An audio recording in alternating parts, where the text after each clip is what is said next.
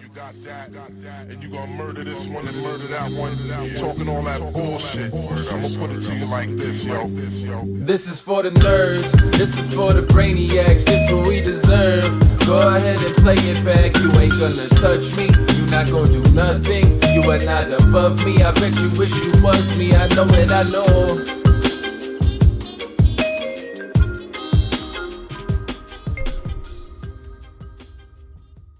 What is poppin', everybody?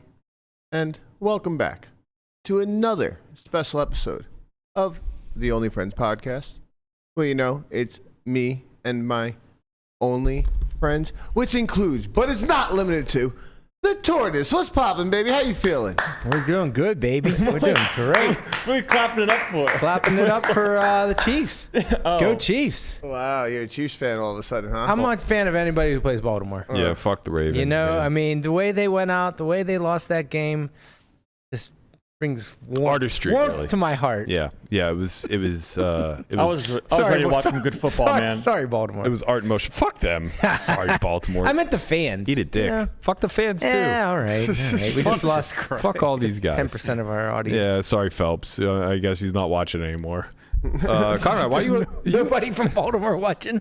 They were never watching to begin Nah, with. that's true. Yeah, they turned it on here to talk about the Steelers. Why are you looking so short today, Poppy? Short? Yeah. I'm not in my chair. What happened to your stool? My chair is gone. Oh, It's right there. just gone. No, it's right there. It's right there. Oh, I see. It's out of reach. Yeah. That makes perfect That's sense. the problem Yeah. here. Yeah, I mean, you know, Lord knows. There we go. Get out of here. Look at Guapo. Thank He- you, I production. know. man of all types of skills. I was going to yell at him for not changing the camera first before he did that, but that's okay. I don't think we can. That's not on I'm him. just trying to find a reason to yell I at don't think Guapo. we can just. I know we talked about this, but I don't think we can just go down to Home Depot and replace Guapo. We talked about this. That would be tough. I'm sorry. We did what? I did not approve of that. Once again, What's he's the comparing me joke? to day laborers. He's racist. Is the joke. Sounded that Yeah, way. he just Good old sounds. Connie. By the way, I'm down to 185. Oh, boy. Now, to be clear, 15 more pounds. to be clear with this bet, you just need to get the 160 or 160 on a specific date. I think it's 169, yeah. and by the 1st of January. But like on the 1st of January or anytime there before. On the first. He can't lose yeah, it. Oh, so you're saying if I get there early, I got to maintain? Correct. Yeah, that seems fair. Okay, good. You That's- guys just that's a lot hashing better. this out right now. No, this has been known. I've known this. I trust Landon. I've known this. Got to get through the holidays. I don't Yeah, forget things. exactly. That's precisely what I'm thinking. That December stretch, Yeah. a lot of empanadas flowing in the, All the tamales. Gonzalez. Ay, ay, I'm ay. going to be bringing, like, if household. he's anywhere close, I'm just going to make him barbecue every day. I think that's adding to the weight loss. Barbecue is Yeah, healthy. lots of meat. No, we're going to do it. No, I mean, there's going to be mac and cheese with it. There's going to be. Yeah. Look, No, I we're mean- not going to just give him, like, meat. Okay. I mean, okay. come on. I mean, like, Yeah. if If it is, it's very fatty meat. I'll say this. He's a professional. You know, for all those people out there, they're like, man, I wish I could hire a personal chef. Like, it would make my life so much easier to meal prep, yada, yada, yada. I don't necessarily need that. Like, my meals are very simple. I get it done. You Meal prep them. prepping is very easy. Yeah. But You don't even put seasoning in your fucking Exactly. food. It's nice and easy. precisely, he understands. Chicken But and rice. if I could hire a professional chef at my beck and call to like make me whatever I wanted, it would be a barbecue guy. Yeah. Like I would just have somebody smoking fucking pork butt. Hey, man. 24/7. I'm for hire. Careful what you sign up for. I mean, how do you pay? Good? How do you pay? You pay good? I mean, You got money? What's it cost to smoke a few pork butts a week? A couple $100. Yeah, that's done. Let's go. Fucking done. I don't know what the macros are on a pork butt, especially because it's not an easy thing to just eat a little bit of. Yeah, it's they're really fatty. Yeah, who gives I mean, a shit about no. fat? Well, I'm saying it's just a mix up of, I don't forget the word I'm looking for, but it's just meat or just protein and fat. Yeah, That's all it is. Perfect. I'll lose the carbs. I don't know what the breakdown is. Honestly, exactly, I just don't need carbs anymore. Like whatever. I'll just Yeah. Crazy carbs. are the snack best. on pork butt all day long. You want me man. to just make it like just salt and pepper on it? you Yeah. know? Or, I mean, I Yeah. usually do like a barbecue seasoning, but there's a little sugar in that. I don't need it. They make Yeah. they make sugar-free seasonings You'll now. just so. use the Sugar-free low-calorie barbecue maple sauce. syrup. Yeah. I don't want it sweet, man. I just want succulent meat. You know? Yeah. Shredded Brisket? meat. Yeah, brisket. Yeah, fuck yeah. Yes, absolutely. I'm gonna get shredded. I'm gonna become. This is gonna be my transition in my 40s. I'm gonna become the elder Liver King? statesman. No, I can never do what he does. Yeah. Raw meat, not for me, man. Yeah. It's not for me. Liver, That and the not for me. omnitrope. lot he's of on a lot chewing. of drugs. I tell you, it'd be a lot of chewing if you were eating raw brisket. Yeah, that's also Do you true. do sushi, Matt? No, Really? can't do it. I will say though, not that, but like brisket's very good cold. Next day, Yeah, it's fine. excellent. Yeah. Like A lot the- of stuff is once good cold. it's when the cooked, fat congeals, Ugh. nice texture. Yeah. Oh yeah, it's like a lima bean almost. I'll die on that hill that pizza is better cold. You're wrong. A lot of people like cold pizza. Very wrong. Pizza's just better cold. I mean, It's you couldn't not. be more wrong. But I'm right. That's the No. point. The thing is It's that edible cold. Yeah, pizza So is pizza's still good cold because pizza's so good. So pizza's good cold, pizza's good hot, but it's the cheese. Yeah, donuts is all melty. Right. Donuts are fine when they're Yeah. stale, but I'd prefer them warm and gooey. Yeah. Oh, and I'm saying there's a huge drop off between a fresh donut and a stale donut compared to a hot pizza and cold pizza. I think the drop up is very similar. Nah. Yeah, very very similar. They're both going in the microwave. God, stop talking All about pizza. I'm hearing Yeah, is let's go. all I'm Let's hearing get is that going. like you're Let's get real enjoying hungry. eating food. You like eating food, regardless of what you say. Of Of course he does. Who doesn't? He's a human being. I mean, I have my gluttonous moments. No, but like Like, you warm like pizza's brisket, nice. you know, you like Brisket's chicken, nice. right? So like if you could just like have a capsule of these things, you wouldn't do it. You would Yeah, I eat the would. food, No, I still would. and you'd eat the food. No, because when it comes Don't to believe you. See, eating, that's what I'm saying. Don't believe you. when it comes to actually consuming, especially things that I like, I don't have an off switch. And something I've learned about myself in more recent history, talking to some Always doctor learning. friends. Always- Yeah, well, Scholar. you're never too old. Scholar at its core. Talking to some doctor friends, I was describing how I often feel very bloated when I eat in general. And that like I feel like the food is kind of like sitting in my chest. Mm-hmm. And speaking with a few of my friends, they were like, oh, what's probably happening is that there's like, I always call it a valve, but that's not the right way to describe it. It's basically a muscle. It's similar to like the sphincter. And it keeps like the passage to your stomach from being like overwhelmed. And like yours is probably just especially tight.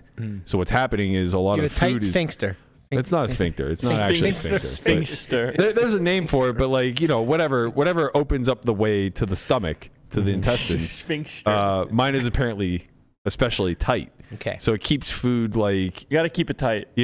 at the top of my stomach more Sphincter often adjacent. or more longer. Sphincter adjacent. And you would think that would lead to me being being full more, but I think it has the opposite effect. I think my stomach is still sending signals saying like, "Hey, we're fucking hungry," but my body is like filling up, so I tend to overindulge. So yeah, if I could just take everything pill form, nail the macros. If you had The if you- lower esophageal sphincter. Is a Thank thing. you. It is Yes, a sphincter. it is a Okay, thing. thank you. Yeah. Sphincter. If you had a personal chef, do you think you would have more variety in your diet because No.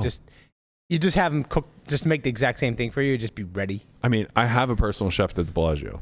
I eat 10 egg whites and a half a serving of white rice every single day. I thought you meant Yeah, Tammy. Tammy with the And if I get chicken. a second meal, I get the ribeye cap from Prime every Okay. single day. But wouldn't you said you'd eat more barbecue, you'd eat more, Well, I would just eat the same things. Like if I had a So chef. you have a chef instead of just eat you just eat brisket every day. Yeah, if I had a chef. Well, the thing is, if I had a personal chef who was like skilled at barbecue, Yeah. I would have more variety in my meats. Yeah. Because I would have turkey, Right. brisket, and pork butt Yeah. that I don't currently Chicken, have at all. maybe some No, I already have barbecue. chicken. Yeah, but you have barbecue. I don't chicken. want barbecue chicken. Give me my fucking poached chicken shredded up with some rice. But I'm turkey, happy. you'd have barbecue turkey. Love turkey. No. He would just be good at making turkey. Like smoked turkey. Smoked turkey, whatever, however the fuck he wants to prepare. So why is smoked turkey okay but not smoked chicken? different flavor profile. Different bird. I mean, they're both from the avian variety. I don't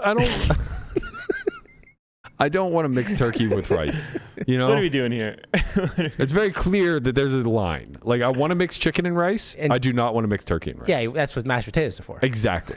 Brian Okay, gets it. I get it. Okay, I he understand understands. Maybe I'll smoke a turkey for Thanksgiving. Better than deep fried. Yeah. We have a wonderful show today in spite of this first 10 minutes, I assure you. This was a wonderful 10 minutes. We got a lot on the plate today with the NFL back. That means that we are back with our terrible football takes all season long, baby. We're going to be coming at you every single Friday. We don't have the Underdog sponsorship this year, so we're going to get back to the over-unders. We're going to lose the higher lowers. I don't know, though, man. I kind of like higher lower. I'm kind of in. I'm in for higher lower. Even if it's an over or under, I'm just saying going to say higher lower. Yeah, I think I've been wouldn't it be ironic that now we can only refer to it as higher lower? Well, it makes sense because now it's like a meme, you know? Yeah, so right. now it sticks more. But we had an entire season of correcting one another. Right. Yeah, of course. Conrad on the higher, lower, over, under. Over. Higher. Lower. Higher or lower is so much many better. of them. So many of them. But Conrad graciously took some time, put a lot of effort, energy, and prompts into ChatGPT. Yes. Thank you, ChatGPT. I was going to say, he definitely used ChatGPT. Well, hold on. I was GPT. literally doing that whole thing, and then I just accidentally hit enter. Yeah. When I was like 4 lines in, and it gave me exactly what I wanted. So it was perfect. So we're going to have a new contest Work this smarter, year. not harder. And I want to point out that Guapo had absolutely nothing to do with this. Absolutely nothing. This is not his idea. Didn't help he out didn't at all. help Conrad at all. Zero. This is a Connie service announcement. Just let to them all the know. T. Just let them all know that Guapo did nothing. He didn't come up with zero part of the ideas. Nothing. If you can't tell by the exaggeration, this is 100% Guapo's idea. Conrad did nothing but put in the ChatGPT prompt. Guapo only Conrad has said. definitely put in all the legwork. Guapo only said give everybody $1,000. That's all he said. Oh, okay. I said the sportsbook idea would be a little bit funner where everybody just has a virtual bankroll. But are we going to go over the rules? Yeah, why don't you give us your CSA and let us know how Weekend Warrior has shifted this year? All right, so basically everybody's getting $1,000 to wager. If you lose that $1,000, you're out. You're in the pen. You're in the pen. But I think there is a way to get out of the pen. Did we say there's a punishment for 500 or no? We'll figure it out. Yeah, I think still in we'll talks. figure We're it. in When talks. someone goes bust, we'll figure out if we want to let him back in or not. We're in Depends who talks. it is. Right, yeah. I think that goes against the spirit of the bet. But I don't think We'll so. figure I it think out we by can next hold them week. for ransom That is once true. they finally go. But like Brent would be willing to pay way more to get back in than the rest of us. Exactly. Yes. Right.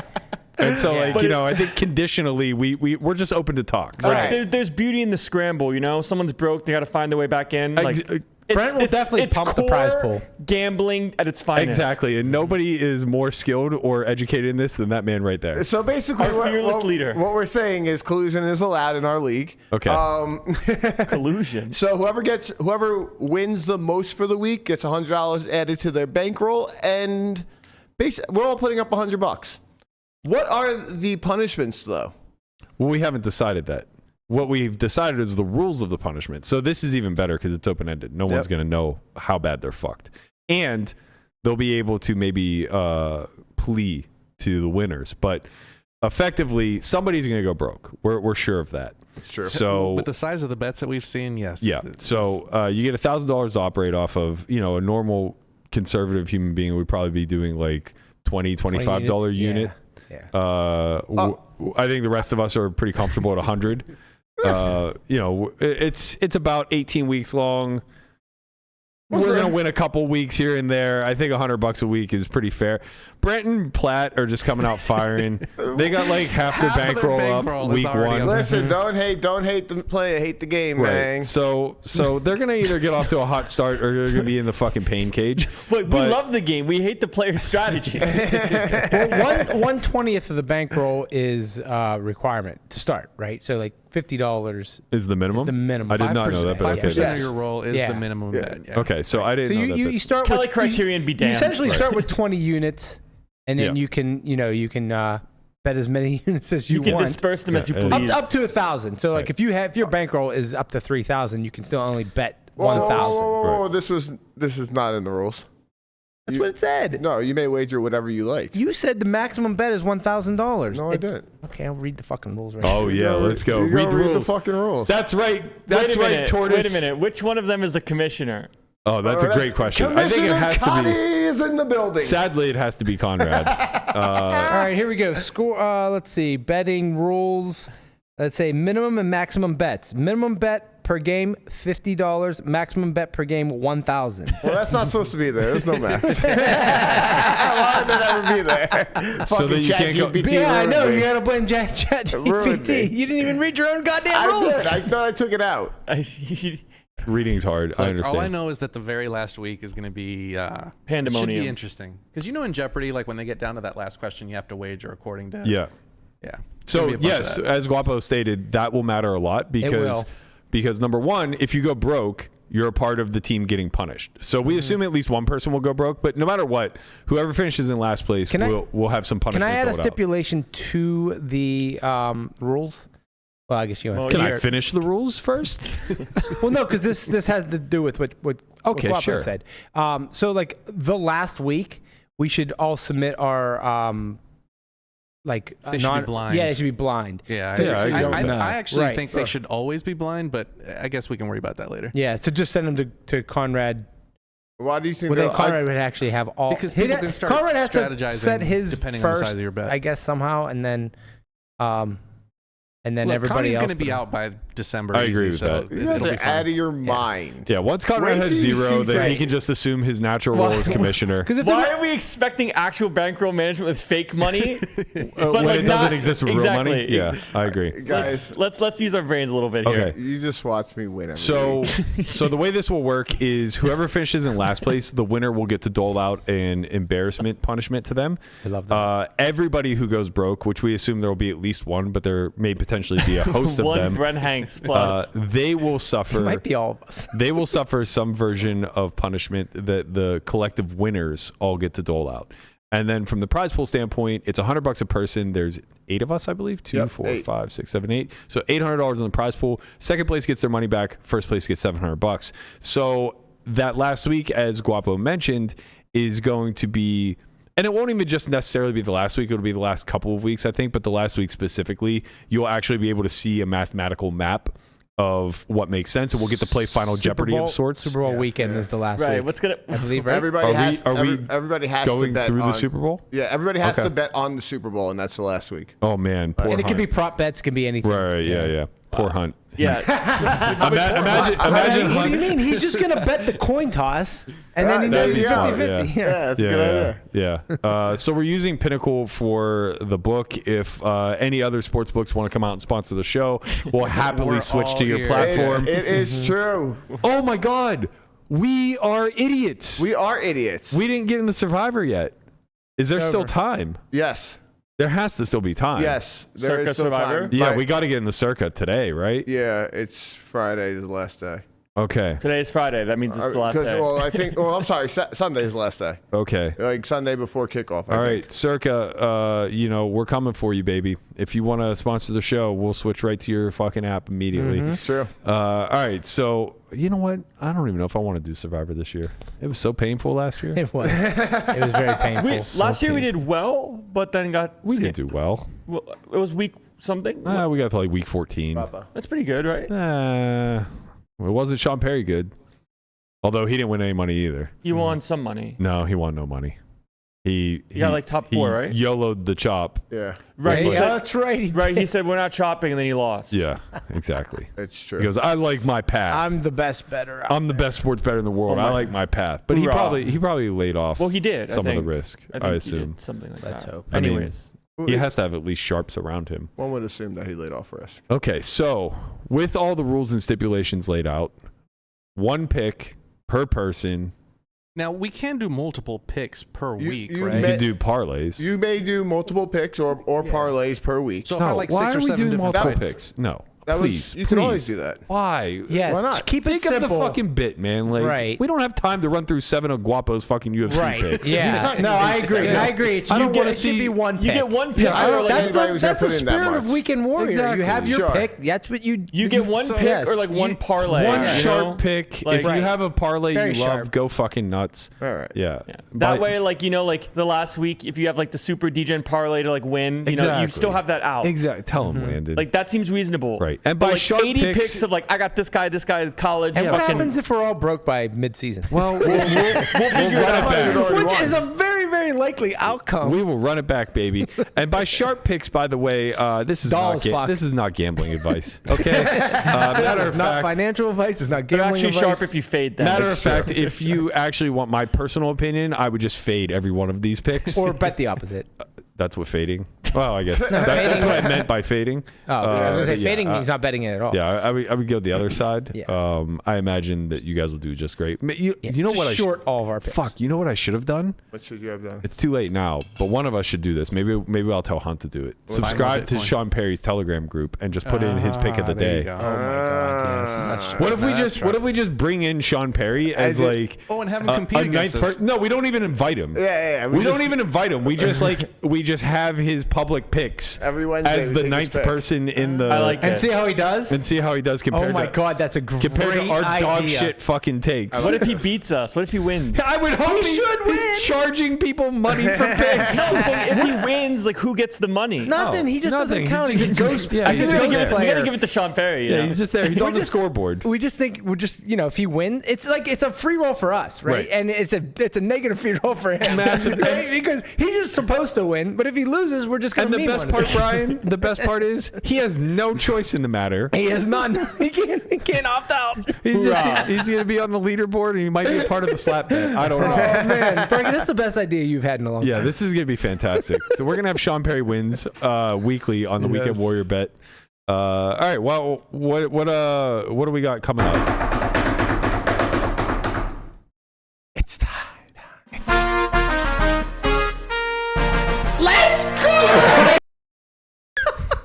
All right, starting off, who do you think Berkey picked? Who do you think? Obviously, he has no other picks for the year. Ravens. He's going to take them Najee, every higher. single time. Buckos? And Take the that's the Buckos? Pittsburgh Steelers. It was Najee higher. He's playing. He's taking a money line against the Falcons, 100 to Okay. win 162. This is stealing. This is Stealing? stealing money. Is that what you think? I'm absolutely stealing. You have that much I faith don't- in Justin Fields? I have that much faith in fucking Mason Rudolph. We're talking the Falcons, baby. Oh my God! We are This guy talking- has no idea what the Falcons' offense looks like Do you want to nowadays. know? Are you giving up points, getting points? I'm No, sorry, I he's don't taking know. a money line. I took money. Revenge game for Arthur Smith and Exactly. Cordero Patterson. 100%, Brian. The wild that's part is completely taking correct. the money line. You got him at plus 162. But if you would have taken 3 points, you could have found him at plus 123 as well. On the line. That wasn't what I saw. I'm pretty sure I just saw that, How much of the roll is Burke putting up on this bet? which made no sense to me. He's putting $100, 100 to win 162. Well, if it made no sense to you, I would wager that it was probably just Perfect incorrect. sense. It was probably Sure. just a bad line that didn't exist because that's not what I saw. I saw basically plus 105, minus 105. All you see is dollar signs, baby. But why take 3 points when They're gonna win. it's a fucking lock that they're going to win this game? We need a lock. We need a lock graphic. I mean, this is the lock of the century of the week. Where is Carl? Bring in Why Carl. didn't you just put the whole roll on it? I can't go that far. I mean, I don't want to be dealing with, you It's a know, lock. fighting my way back into the bit. I week 2, week understand. 3. I understand. You got to give yourself outs. Yeah, exactly. Should've bet 900. Good luck to the Steelers on losing the game. Yeah. Okay, so the Steelers are foregone conclusion going to win against Atlanta. We already know that. That's fine. I want to come out and state first and foremost that I'm not a sharp sports bettor, but I am a sharp yinzer through and fucking through. True. And I know my squads. You're going to see Steeler picks. You're going to see Najee higher. You're going to see fucking Skeens for Rookie of the Year. Get in the mix on the Weekend Warriors. like that. I'm making bank, baby. And it's all going to be through Steeltown, USA. Okay? That's what you can expect from this fucking corner all season long. I cannot wait to pick his punishment to get back in. I'm getting 1.5 It's to gonna 1 be against great. Platt for over 8.5 wins on the Steelers. Higher. Again, fucking lock of the century. Thank you, Landon. Higher. Thank you, brother. Brother, thank you. Lock of the century. I got my annual Steelers Browns bets down versus Joey Saul. Finally. By the way, I've won this bet like I think 3 years running. Finally, their win total is the same. He's been spotting me games for the last like 3 seasons. Can't gross. win. Going They're for the long worst. con. That's gross. I've already long conned him. It's over. We have additional bonus bets for. Thank you, Carl. Thank you, Carl. Lock of the century of the week. Shout out to Scott Van Pelt. one of the legends of the game. We have bonuses for, so it's $1,000 head-to-head, whichever team finishes with best record. Then we have an additional $1,000 if either team wins the division. Wow. An additional $500 if either team makes the Super Bowl, and an additional $1,000 if they win the Super Bowl. I like it. So basically, as far as I can tell, I just made $4,500 off jokes. Womp womp. You know who else can't not bet with their hometown, Their heart. their heart? Lando. Go Fins, baby. He's going with Fins the up. Fins. He's taking the Fins -3.5 a versus shark. Jacksonville Jaguars. Lock of the century of the month. 100 to win 102. Yeah. What are you thinking there? Fins -3 at home. 3.5. -3.5. 3 in the hook. I like the hook, it. the hook the is hook tough. is scary. The hook is the scary. hook is scary. No fear. You don't have no fear about Dolphins aren't a 3-point team. You know, they're not the Ravens. They're not the Steelers. They're here to win by 30 or Yeah, lose. precisely. I think Landon wins this bet by a blowout, or he just like gets mopped. Getting mopped here would be so not cool. I think a mop is possible. No It's way, possible. man. He's so non-demure. Fins are sick. Our Fins boy, are good. Fins are good. Our boy And- Hunt is in it. You know, he doesn't know much about football, so we opened the lineup to him at Pinnacle, and we said, you can bet some cricket. So my boy Hunt got England versus Sri Lanka. He's betting 200 to win 60. Wow. That's It's big a- favorite. He's got a big favorite on the rise, but Big cricket guy. they are winning right now. Okay. It's the live odds. I think they're like -255 or 355 or something like that. So It's cricket, that's so going anything on. can I don't happen. know when that thing ends. It says pause. It might end How does next that game week or even something. work? I don't know. Gotta get it through the Yeah, wall. all right, we have to be clear when we're allowing Hunt to bet these Euro sports. Will this be over by next weekend, Warrior? Yes, I believe so. That's important, okay? Okay, because I know these matches go 7 days at times. That's be right. Like maybe it doesn't start till tomorrow. That's a fucking issue. No, it's already started. Okay, good. It just paused right now. Okay. Did anybody go the college football route? Yes, there's a couple of us that did, but next is Brent Hanks going with the Minnesota Vikings -1, 460 to win 400. I don't know about actually. I know that the roll. this is one absurd pick. No chance this is coming through. The Vikings are going to MetLife Stadium and playing the New York Giants. How are they only minus? Oh, they have no quarterback. They have no quarterback. Who is their quarterback? JJ's out. JJ They're is just running out. Wildcat the whole time. With who? Actually, don't Josh know. Dobbs? No, I don't know. I actually don't know. I think Josh Dobbs is in San Francisco. I think somewhere? he came from San Fran to Minnesota and now is basically unemployed, if I'm not mistaken. Sounds right. No, I'm pretty sure Josh Dobbs got picked up somewhere. But, well, whether he did or didn't, who the fuck is the Vikings quarterback that Brent's laying the goddamn See what we mean hammer when we on? say don't follow our bets, because we really don't know what the fuck's going on. The Vikings quarterback I don't know shit. is going to be Derrick Henry. Brett Ripon. Okay, Brent. Ripien. Yeah, he Ripien. former Washington Commander football team. Yeah, he was good. He was, Commander he was football team. adequate. Yeah. Yeah. I'm sorry. No, it's not. Oh, it's not even him. Nope. It's No. going to be Sam Darnold. Okay. Sam D. Arnold. Sam Darnold. Darnold. Maybe- Apparently Darnold's nice. He was like- never good. Nah, I don't Even know. never Jet. Yeah. Former Jet, former Panther. Did he also Niners? play for I think the he fought his football way team? into the Yeah, he Niners was on for the a while. He Niners. did play for the Niners. Did he play for the Washington football team as well? Year of Darnold. Commanders. Ooh, you might have. Maybe a journeyman in his 4 years in the league. This is who Brent's laying the wood on. So yes, nobody's sharper than Brent Hanks. I see a good 100-yard game for our rookie Malik Neighbors. And, you know, Justin Jefferson just doesn't get off. He has no quarterback to throw to him. So I don't, Come on, I don't see you this. don't you talk about him like that? I I don't picked him see up in this the is first cooking. round this year. I don't see this cooking. Jefferson. JJ, yeah. What else we got? We got Northern Illinois plus 28 There's no noise in Illinois. That's right. Tell him. versus Tell him, Notre Brian. Dame. 440 to win 400 by my man Jeff Platt. These guys are crazy. I mean, they're throwing it out there. No They're letting gamble, no them win. future, baby. No Gamble, no gamble, future is right. They're You're taking going for it. 28 points with a double-A squad versus Notre Dame? Listen, Notre Dame didn't look good, he said. That's what he's saying. I mean, all right.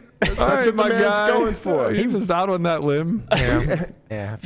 How much did he wager, Connie? He wagered 440 to win my. 400. Okay. These two better be fucking sharp. I got to tell you, because if they're laying the hammer on these hammer down. Listen, you know what they said?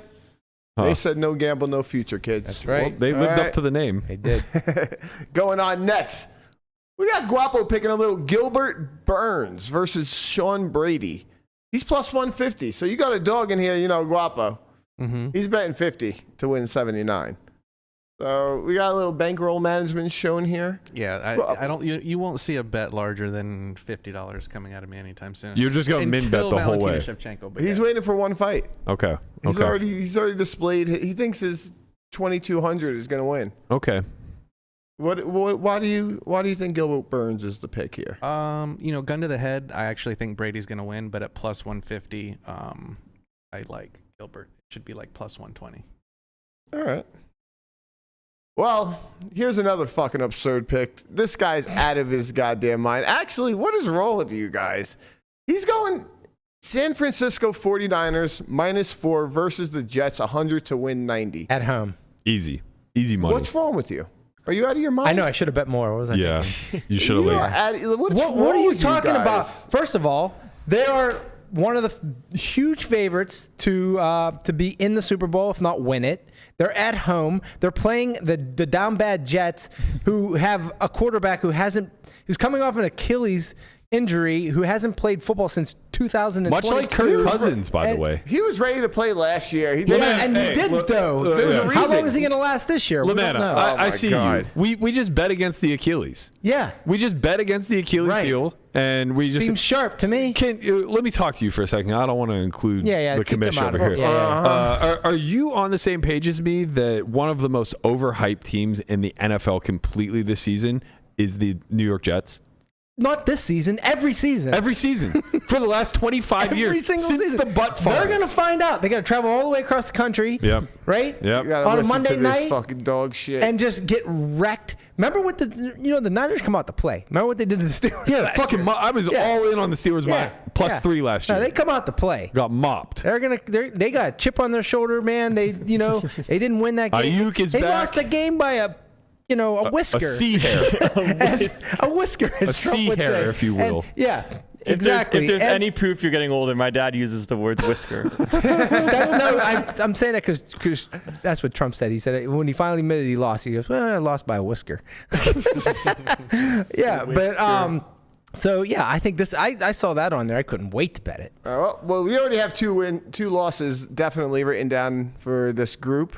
Anybody that bet against New York teams. And last but not least, we're going with Arkansas Sue Piggy at plus 268 against Oklahoma State. Plus 268. We are wagering 200 to win 563. Dude, you're going broke. Soon. Real soon. Sue Piggy. What's the actual line? Wait, you bet the money line, right? Yeah. What's the line? They're plus 7.5 on the road. Is it Sue Piggy or is it Sue Wee? Sue Piggy, I don't know.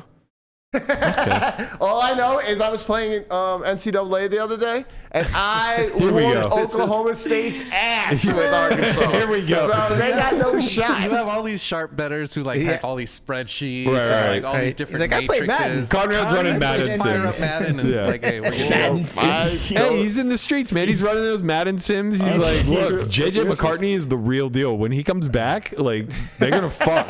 JJ McCartney. Is it feasible to pull up one of Sean Perry's picks real quick right now? No, I think. Oh wait. Oh, maybe Jesse McCartney's coming we back. might have to join investigative reporting. We'll add that in before Sunday. We may have to join the Telegram group, but it might be worth the investment. I think so. I'm a fan of this segment. I think for next week, maybe we can get just a quick rundown, like one simple graphic with all the picks on them. This man literally used 20% of his roll on a plus 268. That's bold. What? I'm excited for the leaderboard next week. Okay, Guapo, you got your work cut out for you, but I'm really excited to see how this one turns out. Out of the three musketeers of Hanks, Platt, and Conrad, which one of them wins their bet the most? Oh man, it has to be Platt. I go with I was gonna say Platt. If you have to pick someone who's sharp out of those three, it's gotta fucking be Platt. It's gotta be the plus 28. He's the only adult out of the three. It's just like But then again, he's firing on a team that's fucking plus 28. I don't know that any team that has been getting laid that many points where they haven't just said, you know what, let's take this one off the board. I don't know that there's ever in the history of college football been a spot where like they cover. Remind me to make your fucking punishments brutal. Just remind me. If you think you win, They don't cover. I'll tell you what, buddy, we can get a little slap. What are we We doing? can get a little slap down if you want. What are we doing on this? Just to let you know, Slapsgiving is back. We got good news here. Okay. It's on sale. Huge news. Oh shit! Yes, we get a fucking discount. 14 days and a free $450. Like, wait, he actually gives us $450? How do we get a free 450? I'll take $450. What the fuck? We should all sign up. Yeah. We got 8 of us in the group. Why are we can't show for this guy? We just we need to find a way to do this where we're not actually shilling Now, for if he him. wants to sponsor the segment, Well, yeah, $450 a week. So funny. Sponsored by Sean Perry Wins. Now that'd be cooking. That would be Wow. That would be peak. I'm here for that. Yeah, that is true. Yeah, that would be cooking. Who else is cooking? We got a couple people cooking. Talk to him, Guapo. Ready or not, here I come. Jumped out with my soul leaking, going hard till I'm so eating. No chatting and no speaking, no dapping with slow breathing. Damn, homie, you the man, homie. They can't do it, but you can, homie. They can't do it, but you can.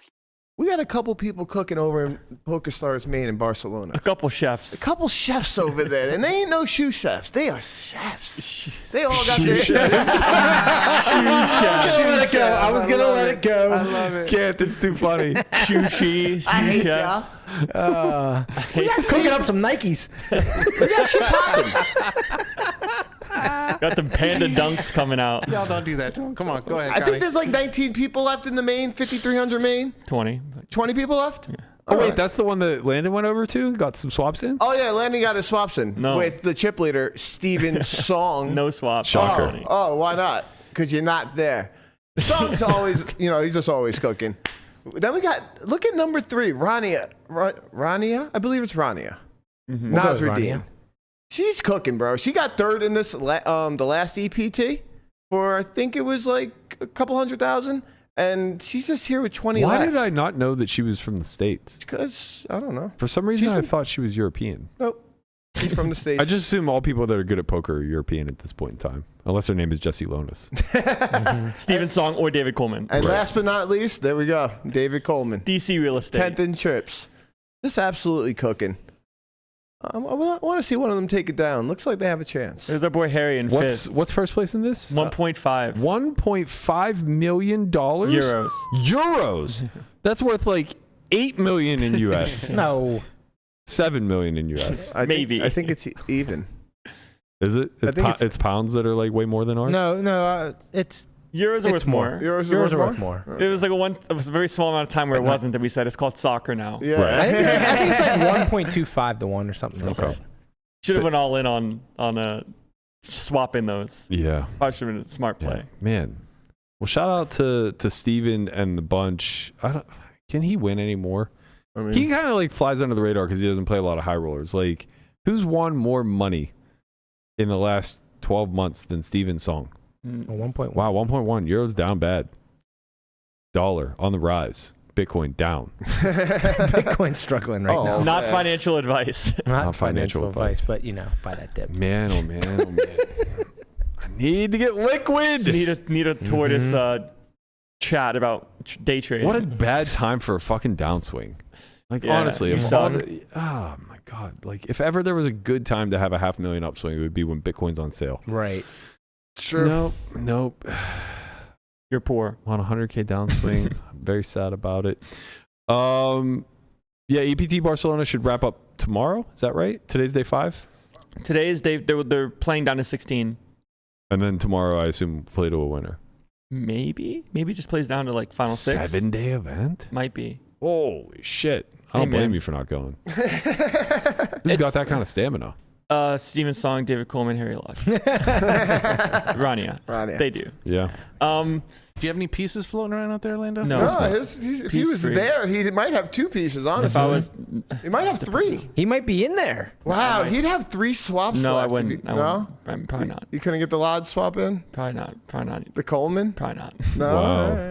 Swap days are. It's, Swap it's days over. are dry. It's over for you? It's so over until we're back. What's really bad for you is Coleman's up to 7th in chips now. What's really bad for you is that they're winning without your swap. For a long time, the lure was you have to swap with Landon if you want to win events. That's true. No, yeah, that's true. But David's been winning since last year, so he's good for forever now. Yeah. He's the dog. The dog has been unleashed. Sorry about your When it comes, sorry about your loss. It's weird when it comes to like these main events and stuff where first is so much, but like a good but not great run gets you like 4 buy-ins. You know, Define like, good but not great. Like making day 6 and busting, you get like 25K. Yeah. You know? No, that's not true. Like they're guaranteed 50K right now. Yeah, they are. But like it's day 5. The day before, it's day 6. It says day 5 in the updates. Is it? Yeah. Okay, sure. Anyways, you play for 5 or 4 days, if you will, and you get like 25K. Like it's kind of brutal when there's so much money up top. Oh, don't get 35th. You know, that's really what it boils down to. Hey, there's still 34 people between you and the winner. That's a whole fucking event. It really is. You know, it's a small field high roller away. Yeah, you got to get in there and fucking mix it up. Payouts aren't that bad. 1.5, 900, 600, 500, 400, 300, 200. That's crazy. 180. 600K heads up match is strong. You say that, but 1.5 to 1 first to second isn't that. That's pretty flat. Yeah. I think Stars does a really good job with their payout structures, to be honest. They do. You can't look at the actual number. You just have to look at the percentages. Seems like so many. Yeah. There's also a lot of ways to just like lay off risk. But I like what Stars does. They pay 15% of the field. It's about a 1.5, about 1.7x min cash, 8,700 min cash of 5,300. So that's pretty solid. Little tasty, very flat at the bottom. Very small incremental pay jumps for like, you know, the first 5% of people that bust kind of thing. Yeah, it's nice. And then, yeah, like, you know, you finish 35th in the event, you still get 5.5 buy-ins. Like, it's pretty nice. I think they do a pretty good job. It's obviously very top heavy. You need to finish in, like, I guess, 11th place or better to get 100K. That's getting 100K for an 11th place finish when first is 1.5, I think is pretty fucking nice. That's dope. Yeah, it's good. Pretty good. 20 buy-ins. And the reason why we're looking at this is because our last topic of conversation here before we jump into this week's In the Muck is a debate that's been taking place in kind of an op-ed segment of Poker.org called The Soapbox. This is a regular series of passionate rants from poker players around the world. And last month, we saw an article from the one and only Lori Ann Persinger. You might remember her from this very podcast, where she came on and kind of talked about her experience in game shows. One of the most interesting characters, I think, that we've had come through the doors, right next to Cuz. Got to get her in here again. I think she has a lot of fun stories to talk about. She's very articulate, very easy to listen to. She made Conrad look like the hostess with the mostest, which is not an easy task. He's the best. But she put an article out about a month ago, August 12th, and the title was "Stop Screwing Your Customers." And the idea was rake is generally too high in the stakes that she's most often playing, and the arena that she's most often competing in are like dailies around Las Vegas. So you're looking at like an ABI of $200, where of course the rake is generally just going to be higher. Probably like 25% a lot of times. Yeah, so basically she said the most egregious one was at the Nugget, where it was a 35% rake, which is obviously insane. The Nuggets, yeah, they jack them up. Yeah. It appears. The Nug. And yeah, like nobody's beating that. You're just playing recreationally at that point. Like you can't be making money if you're doing it with any sort of volume or anything along those lines. But the headline that got grabbed from this article is, should the room make more than the winner? And what she was highlighting was first place was $7,800, while they ended up pulling $10,800 in rake. And I didn't really comment on it at the time because there was like grumblings of a conversation taking place on Twitter, but it was kind of an age-old debate that gets hashed out every summer when the World Series payouts come out, and everybody's like, they make second place money. And it's just always the same back and forth. And I was like, Lori Ann is right here. Daily rake is way too high to beat. So her complaint is completely valid, and I don't really want to poo-poo on it or step on the point that she's making if I disagree with the framing. She went on to talk about the payout structures and how, in spite of the fact that it was 32% rake in this event, that was a different one. This one's even worse. This is a $140 buy-in called the Cheap and Deep, where the rake on the tournament was $45, which was 32%. First place was $8K. The rake on the event was $18,542. Oh my god! And the min cash was $174, so you make $34. And the thing that she's advocating for is structural changes where you at least make double your buy-in, especially at these small stakes, because it's meaningful, and to potentially lessen the rake. So that then brings us to the most recent follow-up article by Greg Himmelbrand. And this is also the soapbox, and the title for this one is Be Realistic When It Comes to Rake. I think Greg did an excellent job outlining all of the pain points when it comes to rake, when it comes to payout structures, and what the consumer should expect. I think he did a really great job of framing why we shouldn't be looking at prize distributions compared to rake. And the easiest way to simplify this is that the rake taken is the cost of running the show, right? So the gaming house needs to earn something, or they just won't do it. right? They just won't do it, right? Yeah. So they decide on a fixed percentage of the buy-in or of the prize pool total, whatever you want to look at it as. It's the same either way. They decide to take a fixed percentage of said prize pool and utilize it to cover costs. And that's estimated before the event starts, right? So if you slap a guarantee on something, you say, okay, it's going to be a $500 or $500K guarantee, which we think it will surpass. We're going to take 15% of that $500K to cover our costs. That means that we expect that we'll be able to take home $75,000 in rake from said event. We think that the costs are going to be X, which leaves us a profit margin of $75K minus X, right? And they're happy with whatever that margin is. Now, the reason why you can't then look at that $75K and say, well, that's as much as first place, which maybe in a $500K guarantee, first place would be $75K, 15% up top. That's reasonable. The reason why you can't do this is because you're not comparing apples to apples. Payout structures are predicated on the prize pool, but they vary event to event. And on top of that, the more runners in the field, the lower the percentage of the prize pool will be to first place. So now, let's say you look at something like the main event, where first place it was 10 million this year, so first place was 10%, right? Yeah. Now the World Series is great. They only take 8% rake on a 10K, which is very good. But if you look at something else comparable, like the mystery bounty, the $1 million guaranteed mystery bounty, first place in that, I believe, was also roughly $1 million, if I'm not mistaken. It was $1 million, yeah. But the prize pool, I think they had like 25,000 runners. Maybe I'm overstating it. I think the prize pool was like 18 maybe. Yeah, I think the prize pool was somewhere around like 4 or 5 million, right? And they're taking, I believe, 15% from that one. First place in this one is only going to be, I think first place ended up being like something like 10 or 12%. So the rake is going to now exceed first place money. Maybe the millionaire maker, the $1 million mystery bounty wasn't a great example, but Colossus would be a good example. First place will exceed rake. The reason is that because there are so many runners, they have to distribute the money over thousands of people, right?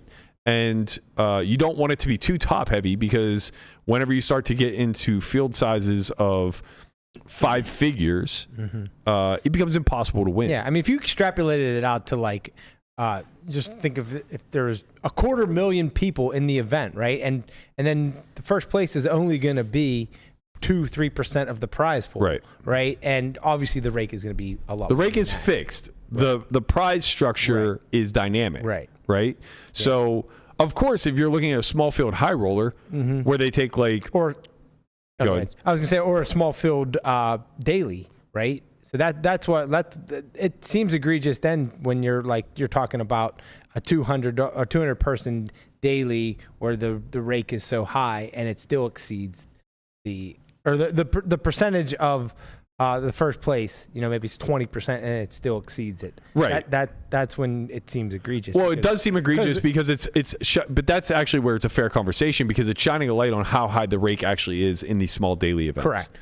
Yeah. But what people don't understand, and I thought that Greg did a great job of articulating this, is that just because the buy-in is smaller doesn't mean that the rake gets reduced proportionally. It's the exact opposite. As buy-ins increase, the rake is able to be decreased because the overhead now is a lot less. Because it's not about the percentage; it's about the dollar amount. Right. It doesn't cost more to run a high roller than it does to run a $200 tournament. Correct. Right. It's actually the same. You got to pay the dealers the same. You got to pay the lighting. You got to pay everything. Right. Percentage of prize pool wise, it's the exact opposite. Right. So that's basically what it comes down to: is there a fixed cost? So if every time a tournament runs, the room has to make $10,000. Let's assume that that's a baseline, right? It's arbitrary. It doesn't mean anything. It could be 1,000, whatever. But let's assume that the baseline to run an event, no matter what the price point is, no matter how many people you expect to show up to the event, the minimum cost to the room is $10K. Right. That means that if they run a $10,000 event, they can rake very small. If they assume 100 people will show up for a 10K, they only need to rake 10%, right? Now, all of a sudden, they cover their costs very easily. Oh, sorry. They only need to rake 1%. 1%. They cover their costs very easily, and everything over 1% now becomes profit, right? If they run a 1,000-person, $100 event, then they still need to be raking 10%, right? Is that right? Or I don't know why you want to do math on it. I don't either. Spell pony. Spell pony. No. So if they get 1,000 people for it would still be 1%, right? Because they'd be taking they need to take. Don't do math on air, kids. Don't do because I'm thinking of it as percentage of the prize pool. But basically, they would want to take 10% of the prize pool either way. So if it's a 100-person, 10K. Right. If they're running a 10K. And it's 100 people, and they need $10,000, they only have to rake 1%. Right. If they're running the same 100 people event, but it's only a 1K, then now they have to rake 10%. Correct. Yeah. Right. Yes. That's how you do math on it. That's the way you do it. Right. Right. So Good job, Brian. now what that demonstrates is that the lower the buy-in, the greater the cost to meet that bare minimum threshold becomes. And now whenever you start to get to really low buy-ins, when you're starting to talk about like a $100 event, a $200 event, things along those lines, in order for the room to actually just even break even, it now becomes a large portion of the actual buy-in, which is why you'll see things like dealer add-ons for extra chips, which are always a scam. They're never worth it. But because they give you a shitty structure, because they give you a shitty rake structure and everything else in between, people get like trapped into buying these extra add-ons and things of that nature. Right? Oh, and especially if you're a recreational player, you don't mind it either because you know the money's going directly to the dealers, which is kind of like a tip in itself. So it's like, Yeah, but I think it's not. It's just additional rake because the money's going to the dealers anyway. Right. They just decided that add-on number is what they would have taken out of the prize pool anyway. Maybe psychologically. Correct. Psychologically, it's marketed better, right? Because you're right. It makes you feel better about it. It makes you feel like you're tipping up front. But really, all they're asking is for you to cover the cost of running the event. And those costs begin to exceed the actual prize pool itself. Or not the actual prize pool, but like the actual amount that you can win in the event. Right. So now the rake is greatly outpacing whatever your win rate could possibly be, and that largely is an easy indicator that you probably can't beat the rake. The reason why you can't compare apples to apples and say like, well, the rake is taking more or is winning more money than the winner of the event. The reason why you can't look apples to apples is because one's fixed, one's dynamic. It's very much the same in cash. Every single cash game you sit in, the house is the best player at the table. It has the highest win rate. It's not even remotely close. They win $5 every hand. It's like not even close, right? Yeah. If you're playing 5-10 no limit and the house is making $400 an hour, no one is making that sort of win rate. Right. They're 4x probably the biggest winner in the game. Yeah. Right? The biggest winner in the game probably making somewhere between 100 and 150 an hour. Yeah. And I think that's like a good fucking game if you can even find that sort of win rate. And just like tournaments, the lower the stakes, the more egregious it is. The higher stakes, the less egregious. Yeah, exactly. So that same, because to your point, it's not like a 5-10 table is taking more money than a 1-3 table. Right. 1-3 table is rake, 5-10 is time, right? So a 1-3 table where they're taking effectively, let's say on average $5 a hand, it's probably even slightly higher, and they're able to get out 50 hands an hour. Now we're looking at $250 an hour. It's impossible to win that much at 1-3, right? The biggest winner at 1-3 is making $45 an hour. Right. So now the rake is 5x more profitable than the best player in the game, right? And these are good indicators that the game you're playing may not be beatable long run, right? Short term, for sure, volatile enough where enough money is changing hands and you can take advantage of big mistakes for large enough pots, especially if the game is deep enough, like the match to stack games. I'm surprised that they don't catch on more in Vegas, but ultimately you could probably beat rake there. But the reason why they keep the cap low and why they keep the rake what it is because the nature of 1-3 is to keep the room open. Right? People don't understand it, but our economy in poker is flipped upside down. Instead of it being a top-down approach where the richest, it's very similar to maybe the real world, but instead of it being top-down where the richest are paying the ultimate cost for the room to be open, it's quite the opposite. The bottom is paying all of the cost of operation, and the top are benefiting the most. If you look at the comparison, like we pay $300 an hour. Or wait, we pay $400 an hour total in time for a private game, right?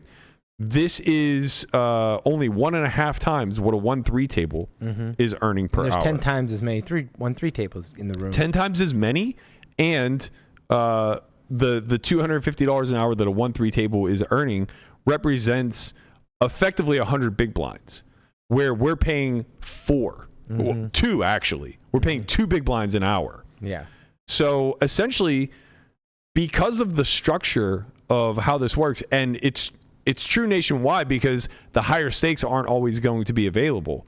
What ends up happening is you lose the middle class, much like the real world, right? Because what ends up happening is that very few graduate out of the bottom. They just instead support the top. Right, rather than the top supporting the bottom, which allows the middle to grow, the bottom actually supports the top, which suppresses the middle and allows it to cease to exist. The only people who make it out of the bottom are a handful of winners who eventually graduate up to the top, right? And now the top is actually not only supported by the bottom, but also by outside money that the bottom will never see. So whenever these recreationals come in that are big sports gamblers or anything along those lines, that money never makes it to 1-3. Right? It doesn't trickle down in any sort of capacity. It just enters at the higher stake games where the rake is already lessened. Same thing in tournaments too, by the way. Right? These dailies and things like that, they keep rooms open, but they don't support tournament players. Jeremy's been supporting the win since day one. And Jeremy's like a good example of an outlier, right? If you were to look at his ROI over his lifetime in dailies, it's probably positive, but it's probably not as nearly as high as people believe it to be, right? It's very unlikely to be triple digits. Right. It's probably pretty low. Structure plus time you have to buy into these things. Like you win a lot, but if you're winning 10 buy-ins, and just the rake is really high. Times. Yeah, the rake is really high. Right? So like you're just paying a lot of costs to win. So if his ROI is like 20, 25%, maybe 30%, something like that, and he's one of the outliers, right? He's one of the ones who graduated to a lesser raked environment. The vast majority of people who are spending their time in recreation at these low stakes, it's to lose slowly. You're just losing slowly to the rake. And the people that are winning slowly. No, the people that are winning fast and getting out. You think so? Yeah, because you can't win slowly. If you win slowly, you eventually just lose slowly. Right? Because the rake is so difficult to beat. Right. I guess it just means it's hard to win that much in these kind of environments. That's why I'm saying they just smash and grab. Like you go and you rip off 5 dailies in a row where now you actually do have an ROI of like 200%, you move on because you have money. Right. Now you're playing deep stacks. Yeah. Now you're Well, playing, yeah. you're playing the bigger winning events. And if you don't move on, if you just stay there, you'll give it back. You'll lose it to the rake eventually. It's just the way the structure is set up. Think about how hard it would be if you just, to make a living, just playing dailies around town. Be impossible. I'm just going to go fire, 2 or 3 dailies every day for a year. That would be so hard by the end of the year to have I mean, you might come out positive, but are you going to come out enough to like live? Like, yeah, exactly. No way. It'll be impossible. Even if you had an endless bankroll, it would just be impossible. The rake would eventually eat you. And I think that's ultimately what Lorianne's point is. Just don't get enough money in buy-ins as well, right? Correct. You maybe get like 50K in buy-ins, whatever it is. Well, so that's the other thing. That's the other thing I want to address is part of her point was, it's insane that we play all this time and we only get our money back for a min cash. And I think that's missing the forest for the trees, right?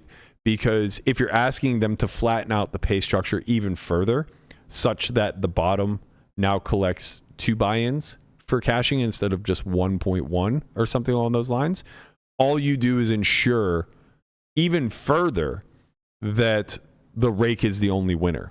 Yeah. Right? The only thing that allows there to be positive ROI is the fact that there's so much up top and a skillful player will have access to it more often. And if you decide you want to pay less players but give them double, now all of a sudden the best players in the pool are going to take all the money that much faster. Exactly. And other people are going to fall off by the wayside. Precisely true. Yeah. So what we really need to look at whenever we start to examine dailies and things along those lines is can there be a world where they foster these smaller buy-ins without raking the clientele over the coals?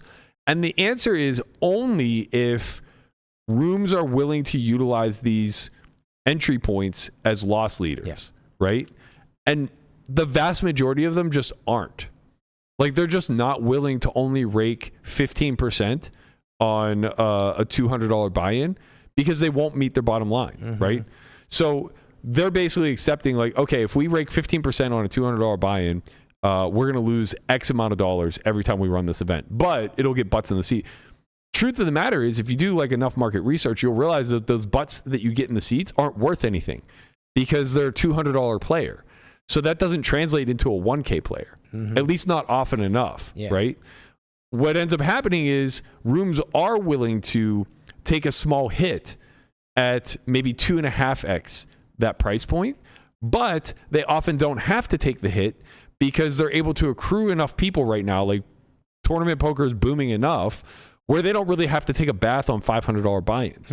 However, if you do see any rooms missing guarantees, it's never going to be at the $100, $200, $300, $400, even $500 level. It's often going to be that next phase at the 1K, right? And so that's the way that they choose their loss leaders, because they're trying to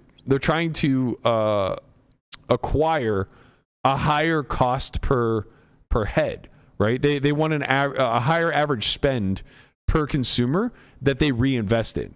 So if we're going to give money back, if we're going to take a bath and we're going to lose $20,000 running this event, well, we want it to produce 20 players whose average spend will be $600 every time they walk in the room. Yeah. Right?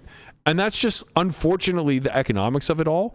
So truly, it just comes down to the fact that the vast majority of players who are playing the smallest buy-in points aren't educated enough to understand that they can't win. Plus, it's their training ground, right? And that's just the nature of how we're built. It's ass backwards. The bottom is completely supporting the top. The top offers nothing back to the bottom. And eventually the money all rises, right? In a perfect world where the people that win in the dailies and shot take and then are kind of on the bottom end side of the people in that pool. Right. At the start. And then you have to graduate again. Like, it's like start the cycle again, but your new low point is like the 1100 or whatever. Yeah, and to be fair, like the area where there's the most attrition and most turnover is going to be the bottom. So that's another reason why it's set up this way. It's easier to get people in the door at the small entry point than it is the high. So you just live with the turnover. You just say like, okay, yeah, we're going to break everybody who comes in these doors at that price point. But it's okay because enough of them are getting their way out of there to support all of the rest of the ecosystem, right? And I feel like nowadays the tournament players and the cash game players are segregated, right? People come to the casino to either play a tournament or play cash, almost never to play both. If it was to play both, then they could have that tournament as a loss leader, knowing that they'll spill into the cash games after they bust, and they're going to get their money back there. I don't know if that's true for like tourists around town, like for the tourists. People that come in. I'm not saying it's not nobody. I'm just saying the majority now. Like, it's not enough. Or like it's not enough, right? Like Lorianne's a great example. She might play like 5 dailies in a day, but she's never jumping in a 1-3 game. Yeah. Do you consider, I guess, like 1Ks and above mid stakes or low stakes? Mid, for sure. Not even close. Because these are lower. You know what I mean? I think mid stakes starts at like the $400 price point. Okay. Like when rake reduces below 20% is where I think mid stakes begins. Like 1Ks are like huge. Yeah. But most, it's weird, right? Because like daily, like smaller dailies are small, but then like there's a price point where there just gets so many entries. Right. Like the MSPTs, like you see what I'm saying? Like, yeah, there's a lot of people that play those. I think that's why there's no change. Like I think that's why Lorianne's article will fall on deaf ears, because the smallest buy-ins, the affordable ones, the ones Brian's parents play, etc., they're built to break the clientele. But the clientele is so vast that they're effectively unbreakable. Too big to fail, if you will, right? There are so many people that you can capture at $200 that you'll never get at a higher price point, right? That they don't care if they break them, because those people have no staying power anyway. It's more like they're playing for the experience. Precisely. Right. They're playing just to play. It's an experience, whether they play once, whether they play 10 times. They have no interest. The vast majority of them have no interest in ever playing anything above. And that's okay, or that's not okay? Well, it's in the necessary. Sense of the rake structure. It's just necessary, because when you just rake that pool to death, like they're never going to be regs, right? They're just all recreationals for the most part. When you rake that pool to death, it keeps the lights on. And it takes a lot of the pressure off now of you basically raking your regular players over the coals. It's Live's version of rakeback, you know? And you think this is an issue or not an issue? I just think it exists. I think in a utopian world, there would be much more of a balance stricken between the top supporting the bottom as much as the bottom supports the whole, right? Of course, entry point is always going to be where you try to cover your bases and meet your nut, right? Like it's just where you have the widest net. Yeah. So of course, like that point of emphasis of what we really want to take out of this pool is ensuring that we're running a break-even cost of operation. But the healthiest version of poker also allows people to flourish within that little subsection of the ecosystem, right? And currently, with the rake structure being what it is, that's not possible. Online's a great example. Online, the rake is high, but it's low enough where people can still flourish in micros and in low stakes, and you'll see a lot of graduation. But what you don't see is the high stakes flourishing. And really, that's a byproduct of there isn't any easy entry points in the middle and high, right? It really feels like the way to go if you're trying to be, like, at least for MTTs, like a long-standing MTT player, and you're just starting out, call it from zero. It seems like you have to build the skill set to be really good at poker, like play the trainer a ton, right? Be really good pre-flop, like do all of the hard work, kind of like not play poker at the start, and then like find a way to get like backing to skip that stake as a whole, right? Yeah. Like you don't want to be playing 200s and 400s live to try to like graduate that way. You try to do it through like having the education of being really good at no limit, that someone's like, I need to give you money to play poker. Right. And then you have to like search out, like call it like BitB or whatever, like find different groups that do backing and things along those lines. in order to like prove yourself and have money to then sustain from there. Like you kind of have to pay that fee versus paying it in rake and grinding the live Correct. tournaments. Yeah. Like, well, that's one path, I think. So doing it the traditional route where you're just starting off at really low stakes just isn't viable anymore? It's never really been viable live, I don't think. I think that Is that different for cash, you think? No. I think that what you see is there are survivors, right? There like are people that make it from just doing Stone Zero all on their own. Like, No. You're putting a big emphasis on study, and that it has nothing to do with this conversation. I'm simply talking about the economics of it. Well, I think what he's saying is basically that like if you study and now you can play these higher events, now you're paying much less rake for the same amount. Like say someone will just now buy half your action. Right, but I'm at a addressing higher- what Guapo asked. Okay. Which is, can you start at the bottom and work your way up? Oh, okay. Well, And I'm saying I don't think that was ever viable, but there were survivors. There were people who, in the midst of their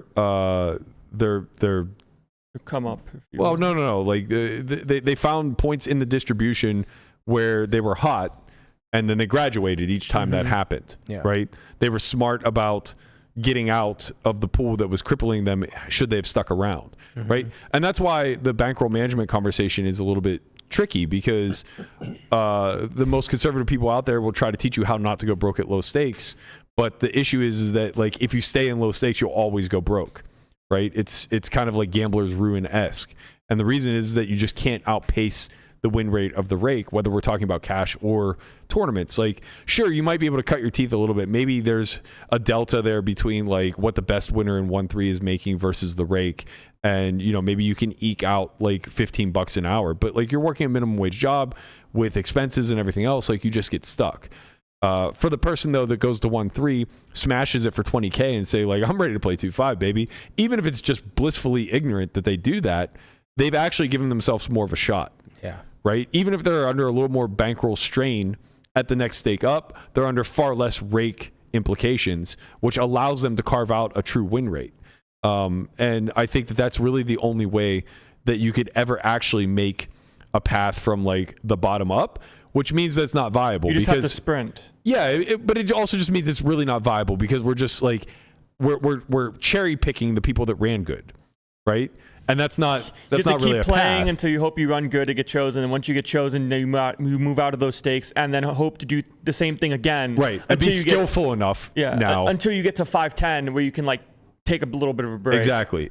And all along the way, you have to be accumulating enough skill to actually be able to survive the next jump. And like not torching money by just like living. Precisely. You Right. know, or doing whatever it is. Right. Efro made a good point, or one that I think is worth addressing anyway. He said the top is supporting the bottom in a major way. 5% rake in a 10K represents more than 100% of the entire buy-in at the bottom.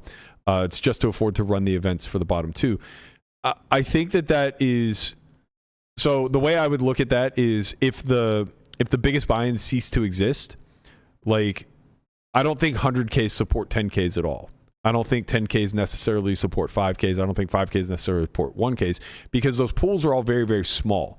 So yes, the rake that's being accumulated there is very important to operators, as it allows them to continue to do a whole bunch of different things.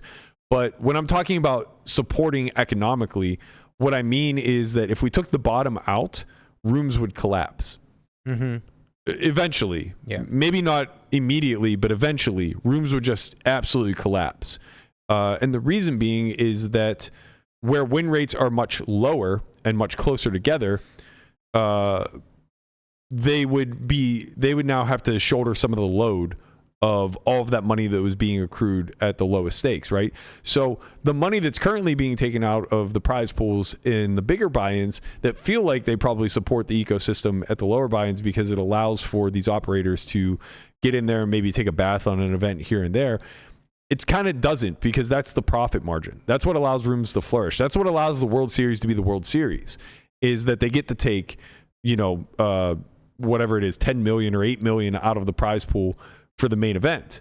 That's not what allows them. I mean, maybe the World Series is a unicorn in the sense that like maybe that one single event is what allows them to run the other events. But that might be the only case where that's true. When you start to look at everything else, largely it's that the smallest buy-ins are propping up the ability to bring in a main event, right? And that's why prelims and everything else are so heavily incentivized. It's not for the players. I mean, people like to position it that way of like, oh, well, yeah, they have a great prelim schedule because it gets players. Yeah, having them in the casino longer and gambling longer and staying in the hotel longer, like all of that has upside, but it also comes with cost. They have to run these events every single day, and the margins on them are very, very, very slim. All of those margins become larger now whenever they get to run the main and just pocket all of that money because the operating costs were all covered from the previous events. That would be the way that I would personally look at it. So the only way you could really, like, well, I don't know if the only way, but like one of the ways that you could reduce the rake at the lower stakes is to raise the rake at the higher stakes. But I don't know, what would that do to the ecosystem? What would that do to the business? It would collapse the high stakes. Right, that's the thing. Like if they raise it too much, then now nobody shows up for the event. Not even just too much, like small changes. Right. Yield very large results. Right. But that's what you'd have to do to be able to, for them to continue to operate with a lower rake at the lower stakes. Right. But the reason why the rakes are the lowest at those stakes and why they're very hesitant to touch them, and oftentimes you even get a rake break. Like some high rollers, if you show up on time, it's either rake reduction or zero. Yeah, it is. The reason for all of that is because they won't run otherwise. Win rates are too close. Nobody's making enough money as is. And the money that you pay in rake in relation to the buy-in is enough. I don't know if it's enough to cover the event. Right. It's close. Right. So at the lowest stakes where the skill is completely devoid, the rake is the highest, which now becomes the challenge to all the players. Like, can we beat the rake in any capacity because it's so high? At the highest stakes where skill is peak and win rates are so incredibly low, now any rake could potentially turn a winner into a break-even player. You think for like Poker Studio type stuff, like the rake reduce is also possible because of the streaming platform? So like they might not make that much money off of people paying rake in the event, but they're making money off of people subscribing to watch the tournament as well. Maybe a little bit, yeah. Partnerships, the ability to advertise. I think like with all no of that, players, there's no stream. With no stream, there's no product for that. There's no advertising. Right. Yeah. I think So all they of that give some back to the players. With I think all of that's true to a degree. I also would just imagine that the reason why it's half rake now and not no rake, it was no rake whenever they first started to get it off. the rake reduce. Yeah. Yeah. If you signed up on time, it was zero. I think it's 10-4 for 10Ks, and it's 10-1 for rake reduce. Right, but it used to just be 10 flat if you signed up on time. And I think the reason for it no longer being that was the loss leader. That was them just trying to build the high roller ecosystem and say, like, look, here's a great place for you guys to play. You will enjoy it, yada, yada, yada. I would imagine that the reduction now, like for 100K, I believe the reduction is like 1K instead of 4K, something like that. Or maybe it's like $500 instead of 1K, whatever it is. I would imagine that the operators have decided that that's the point at which they still break even, right? As long as they're still raking X, they're not taking a loss on this. Yeah. Generally speaking, in any of these scenarios, if you want to try to unpack what the incentives are, it's very easy to just figure out, like, okay, where's their break-even point, right? And then from there, you can decide how greedy an operating house is actually being. So that's why I think it's like a little bit unfair that the World Series gets called into scrutiny every single year. It's like if we had to ballpark what their break-even point is, it's really high, right? Like I think they rake something like 45 million over the course of a summer, and there's definitely profit there. But if I had to guess, I think their margins are maybe like 25%, which, don't get me wrong, really great. Really great for running an event. $9 million summer? Yeah, it's really great. But when you're talking about Caesars Entertainment as a whole, or you know, drop in the bucket. Yeah, it's kind of just like, whatever. We're happy you guys aren't taking a fucking bath, you know. But yeah, I think that people forget. It also brings a lot of people in. They eat at the restaurants. They gamble. They do all this stuff. So there's all that. And the inverse, they provide a lot of jobs. Right. You know, they get to be a good company in that regard. So like, very much publicly, it's a great thing for all parties involved. But nobody's running that at a loss. Like the first year that the WSOP shows a loss will be the last year that it runs. You know what I mean? Like, and I might be like a little hyperbolic there. Yeah. Maybe somebody would be willing to turn it around, whatever. But like, no way you're going to see year over year like the WSOP running at a loss. Right. Rake will just go up. period. Yeah. That's just it. Yeah. So I think that like it's very clear as consumers, as people who are a part of the ecosystem and contributing to it, you just have to look for the people who don't have your best interest in mind, that are being greedy, and speak with your wallets. Turn away, right? Yeah. If industry standard on a $500 buy-in is 18% rake, and you see somebody charging 25, don't play. It's that simple. I don't care what the other benefits are, guaranteed money, whatever the case. Just like don't play, because it's just a math problem at that point, and you're probably not doing all that well for that much of an increased rake. Yeah. All right, let's get in the muck and get out of here.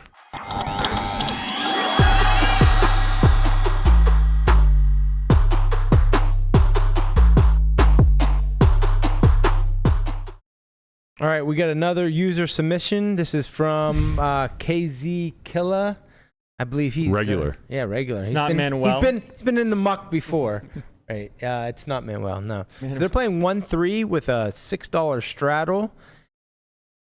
2K deep at 1-3. Cut off limps, and we are in the small blind, and we're pretty deep. We're like 2K deep. So we have King Jack of Hearts. We decided to make it 35. The big blind 3 bets to 105, and it folds back to us, and we make the call. This feels like Texas. We get a pretty 1-3. favorable flop with the Queen 10-7 all hearts. So we flop the flush Pretty favorable. with the open-ended royal draw. Thanks, Nimi. We decide to check, and we are met with a quarter size bet of 60. We check raise to 225, and we get clicked to 390. We decide to call. The turn is the top pair with the queen of clubs. We check. Big blind checks behind. The river is the ace of diamonds. We check. And now he piles for 1.5 pot, 15 into 1,000. And we go into the tank, and we decide to fold. Yeah. Feels bad. Yeah. I mean, whole hand feels bad. The whole hand. I mean, would you just went with it on the flop there? I mean, What a hand no. that is. No, What you're a- too deep. What a hand. too So much is what? going on. Okay. Yeah, you're too deep. I would just bet to begin with. I think that I think a lot of the issues of the hand stem You would from. lead flop. No. Oh, sorry. It was a 3-bet I'm pot. sorry. I forgot it was a 3-bet Yeah, it's pot. a 3-bet pot. Yeah. Okay, yeah. My apologies. Disregard what I just said. Okay. yeah. So yeah, the fact that this is a 3-bet pot now gets a little bit spicy. I think check raise is fine. I'd be a little bit inclined to just check call here. I don't think we're going to be playing a very heavy check raise strategy, but obviously, King Jack with the royal draw, it fits. It's a pretty good one. My issue with wanting to play a check raise strategy here, or I guess my issue stems from when we play a check raise strategy, we have to have him either have a set or the ace of hearts. I feel like the check raise size is a little too big, but that's What does he go? 240? 225. 225? I mean, if he has like aces or kings with a heart, well, we have the king. Like aces with the ace of hearts. that's what I'm saying. We're positioning to Sorry, have right. exactly Right. the ace of hearts or a set. Yeah. I guess there's a world where like he has like queen 10 suited, but that's not going to be a high 3-bet frequency, and it's Right. also not going to be one that 3-bets the flop very often, Right. if ever. Getting clicked on the flop by him kind of condenses his range pretty heavily to me. Well, where yeah. he's going to have the ace of hearts, and he probably doesn't have a set very often. Yeah. Mhm. doing Clicking this, with a set feels really bad, right? because On a monotone board. the board state changes where Right. we still want to check raise some sets ourselves out of position here. So I imagine that the size should be a little bit smaller. I think that's a really good point. And so when the queen comes on the turn, I feel like potentially lead isn't a bad option, as we have full houses and flushes where they have overpairs and single heart hands, like ace of hearts X type of things that are potentially doing this. Like maybe aces with the ace of hearts, like if he's betting ace jack off with the ace of hearts, ace king off with the ace of hearts kind of thing. Yep. So I think lead here is actually pretty nice, where he's probably devoid of having full houses and we do. So we kind of have a little bit of an advantage at Yeah, this he point. like just. I has also think we tens. still just want to get the money in at this point in the hand, right? So 1.5 SPR, I don't know that we can always expect a bet. When he has any hand with the ace of hearts, we shouldn't really see a bet here on the turn. Yeah, I guess it just depends on how he's constructing. I think lead jam is like wildly wrong. No. I'm saying, not saying you saying that. I'm saying like, Yeah. if I were to choose a size, I would just choose a Like tiny 250. size. Yeah. Tiny size. Like, But take the 250 lead sets over. us up with like 0.75 SPR on river, which is nice. Yeah, it seems nice. I think lead is good. I would not play lead jam because I'm scared of the full house getting there. Of course. Kind of thing. Like, Of course. you He just- definitely has tens. He definitely has some queen 10, maybe not much, but He has I one just- combo of queens. I feel like impositions kind Maybe. of put themselves in a spot where they have literally aces.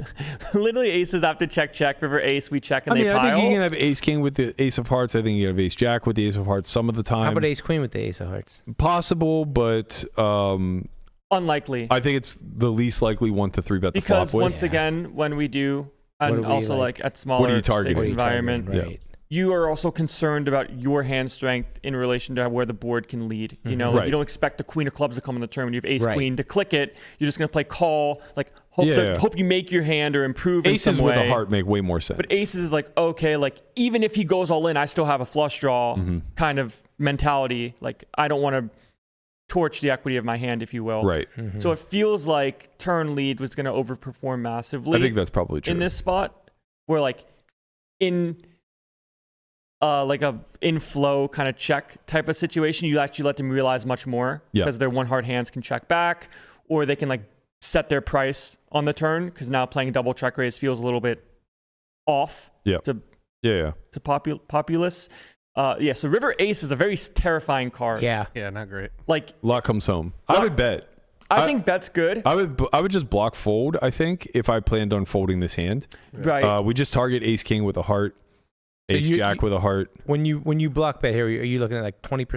think like B10, like 10%, is like 10%? kind of really nice here. Yeah, it's okay. Quarter's fine too. Quarter's like, fine. Who cares, right? Right. Just do something where if you get piled on, you probably Something fucked. small, You're and then- probably Yeah. you're I feel like my only issue with betting 10%. It feels like you're inducing. Yeah, is whether that's your intention or not. I think that's often Looks the weak. response. Yeah, it just looks so weak, and you're like, oh, he's afraid. So I just think quite often, like bad players will see 10% pot and they'll just overreact. And the problem is we have a really high up hand that we Yeah. plan on folding to a jam. But when you bet 25%, it kind of looks like, oh, I'm trying to get some value here with a really good. I with a mean, nuts or a really what good we're hand. trying to do is get called by a hand that is probably indifferent for quarter. You know, like Yeah. our range here is extremely tight. Yeah.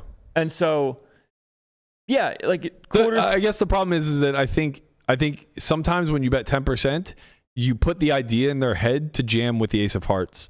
Where when you bet 25%, they feel like it's a higher risk, and they Right. just say, oh, "That's a really good price for me to call with the ace of hearts." Sure. Yeah, now he's got ace king with the ace of hearts. Right. He's like flicks it in. It's negligible, but I do think bet is going to be better than checking. Where now if you're checking, you're bluff catching, and we've resigned to the fact that if he piles, we're probably fucked. Just based off Yeah. of the way that if someone's like playing well is going to realize that ace king is not worth all in here. Yeah, I think exploitatively this fold is going to be good. I imagine the whiz isn't going to like the sizings as you mentioned, and probably won't fold versus river jam. Yeah. If this like line even exists, we might just have to like It really custom it depends so on hard. the construction of the big blind 3-bet range, right? How many smaller flushes will the big blind have?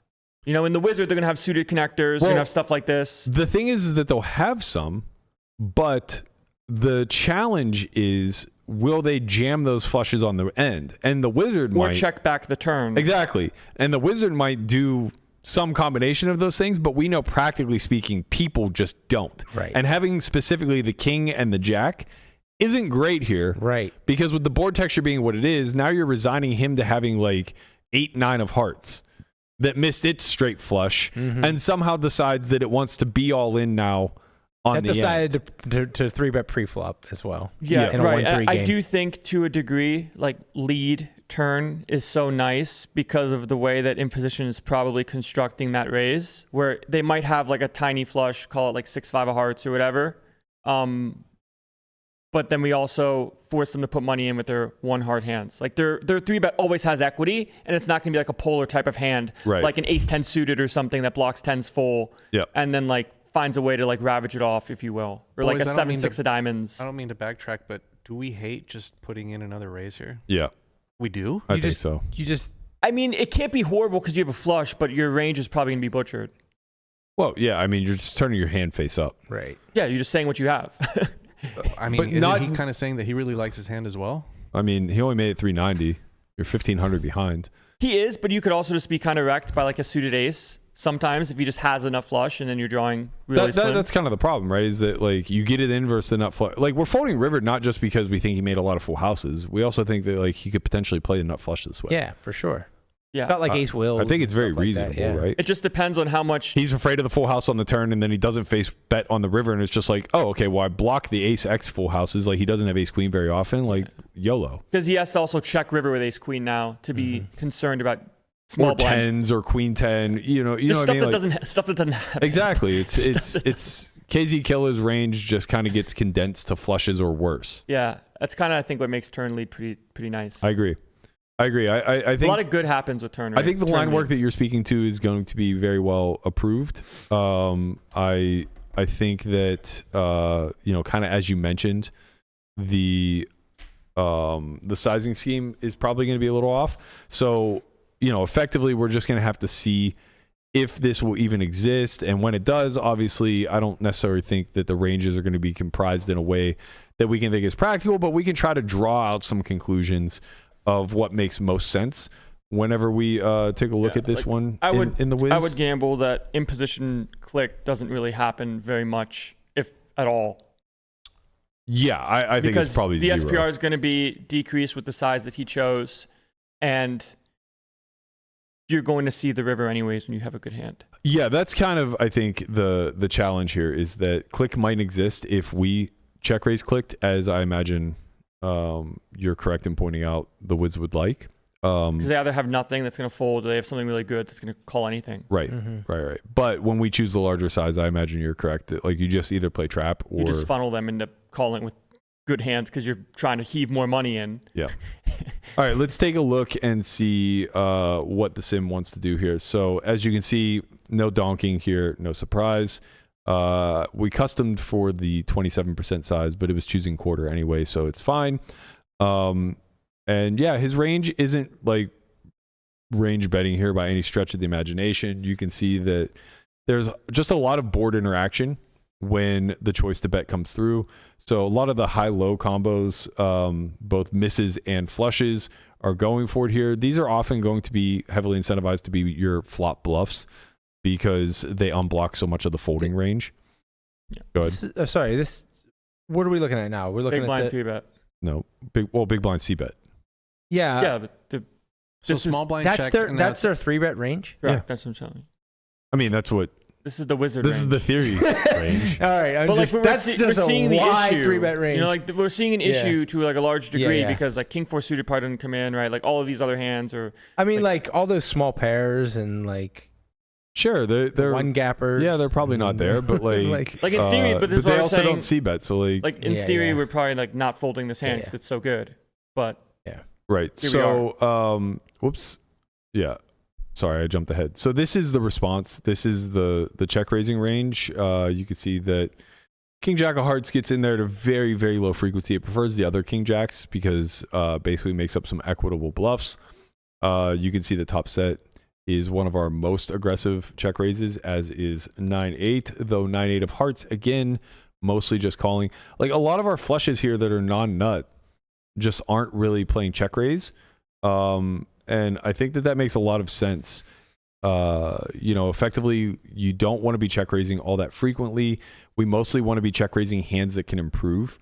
And kind of the challenge with check raising non-nut flushes is that the board is dynamic where you start to funnel people into having higher equity than they deserve, right? Like when they're only drawing to a better flush, you don't gain that much by bloating the pot this early. Yeah. Because now on the 4 flush, it's like, well, what the fuck do we do? We're against a range of hands that contain like pair plus flush draw, Right. sets, 2 pairs, and now we're kind of just like stoned on this particular card. So the lower flushes, they get in there at a smallish frequency. Jack 9 of Hearts is actually the highest frequency check raise, and I imagine it's because it blocks like other straight flush draws like 8-9 and king jack.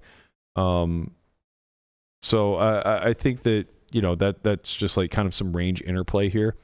Ace queen with that's ace queen off, or sorry, ace queen suited. Yeah, ace queen off doesn't really play much check raise, but when it does, it has the heart. Same thing with ace king. So it's kind of exactly what you expect, but it's very low frequency. It's only 13%, and Landon was right. It's basically a click. So it goes from 20 big blinds to 48, so like 2.4, if you will. And the response to that is 0 raise. So there's literally no raising that comes through whenever we play click.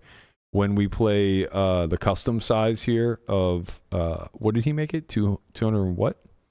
225, I think. Like 4x or whatever, like 2.8x. Or so he made it 225, which is like 70. 70 bigs. 70, sorry, no, it's not. It's 3.6. Yeah, 75. It's one. Yeah, it's one. So 75 blinds. So kind of like double the size that is recommended. And this tightens the range quite a bit. King Jack now not really check raising at all. So, yeah, you're just condensing them too much. So like now brutal. we don't have King Jack of Hearts at all. It's too brutal when they continue. Right. And again, it's leaning a lot more on the nut flushes as expected, playing a lot more trap. Sets are obviously still our highest frequency, 7s, 10s. I guess the way to put it is our cards with the king and the jack do very poor job of making them have continues that are worse. Right. Like their king high flushes and their jack high flushes don't exist because we have the king and the jack, which means it's more likely they're going to have a nut flush. Yeah. And we cooler ourselves. Not just a nut flush, but also just like sets and other high equity hands. Yeah. All right, so let's give some King Jack a heart here. But with the nut flush, they are dead ski. Right. All right, so we'll lock for a little bit of King Jack suited and see. I feel like we've backdoored ourselves into a way to like fold this hand on the river. Like that's gonna be fine, kind of thing. But like, you can't check raise I flop. think so too. I think ultimately it's just gonna be fine. Like for the same reason we don't want to check raise is the same reason we don't want to put all the money in. Yeah, we like narrowed their range down too much. Yeah, leave. And the click was just like dead minimum. On the It was like 225 and then you went like 395 oh, yeah, or something. It's about dead minimum. 395, so 132 big blinds. Yeah, so basically dead minimum, 25% pot. Obviously still not going to exist, so we kind of... Oh, it does exist. Yeah, look at that. Wow, would you look at that? So it does exist, and it's kind of exactly the hands that we would think. It's kings with a heart, aces with a heart. Upset. It's top set some, queen jack off with out a heart, actually. That's where those bluffs are going to be coming from. That's kind of surprising to me. It does click with ace queen.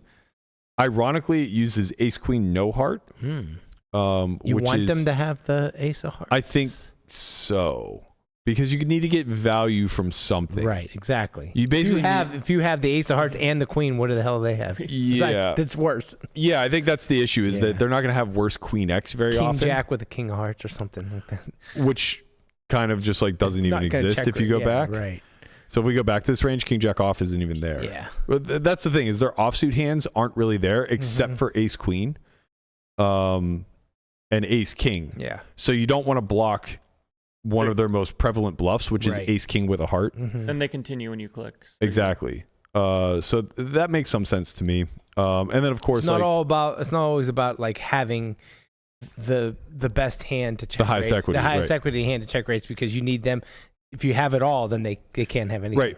And not only that, the reason ace queen is in there is not because it's one of the highest equity hands. You can see that its EV is very low. The reason it's actually mixing. The reason that it's in there is just for board coverage sake. This is a hand that we're gonna 3-bet to fold later. Yeah. On a lot of different runouts. Unless you turn a queen. Unless it goes queen ace. Right. So that click comes through. Now I imagine king jack of hearts actually jams. Yeah. Oh no, sorry. Guapo's right. It 4-bets. Queens is almost pure. They have one hard hands in enough. there. Did you say Guapo is what? He was. No, just say it's not. It's not a It's high so hard frequency. to say. It's not a high frequency, but he was right that this particular hand. I mean, when you land here, This particular Once hand, again, the flop check raise does not exist. Let's put it that way. Yeah. Right. Let's start. We forget that part. Right. Let's remember If you that did make part. the mistake in check raise, then you can go ahead and right? at a low percentage of the They time call this effect- compounding. bet. Well, Yeah, he was just like, look, Guapo's right. Like, hold on. Like, Can somebody call Guapo's phone to see what his ringtone is? Guapo is right. Guapo is right. Effectively, what kind of needs to be understood is that when you do choose to check raise these sort of hands and face a 3-bet that doesn't really exist for a size that isn't really a thing, now what ends up happening is your entire continuing range, because that continuing range is so high in equity, chooses to 3-bet at some frequency. So if you look, you have a bunch of pure strategies, but they're all folds. like it's like board coverage, good hand, bluff. There we are. There's no the only pure continue that doesn't mix is ace queen suited. Because you're terrified. What can you do? Like even queen 10 has a sliver of 4-bet here, right? Even jack 9, a sliver of 4-bet and more than a sliver of fold. So there's just like no pure continue outside of exactly ace queen suited that just calls, which means that Guapo's instinct to consider a 4-bet here is actually a really strong one, because you don't really protect much by calling, right? There aren't a lot of hands in this calling range that you're protecting by including king jack of hearts, by including queens, by including 10s. You know what I mean? Like basically, if you exploitatively just 4-bet range that you chose to move forward with, you wouldn't do that badly. Because like when you have ace king with the ace of hearts, you're not getting jammed on ever. Right. Right? When you have king jack of hearts, or if you get jammed, you just run it and you don't care. Like there's enough money in the pot. right? Maybe, I don't know, because your gut shot's obviously dead. Your pairs are obviously dead. You're just against the flush. And they probably have 2 of your outs. right. Yeah. You're just against the flush when you get jammed on. But yeah. So if we were to raise, yeah, you actually do just get jammed on. By like queens. Oh yeah, you're right. Sorry, Landon. It's for like nothing. Yeah, you just It's you're, for dust. You're committing. Yeah. Yeah, By the you're time the risking 4-bet comes in, there's so Right. much money in the pot. But that's why the raise is so big, right? You just raise and call Correct. it off. You're just like, okay, I have a set of queens. Like if you have a flush, congratulations. Yeah. Yeah. Okay, so turn queen of clubs. Let's see if donk is a thing. Oh my god, it's pure. Yeah. It's fucking pure. It is pure. It's pure, Yep. Landon. Not a mix. Not a mix. 3.3%.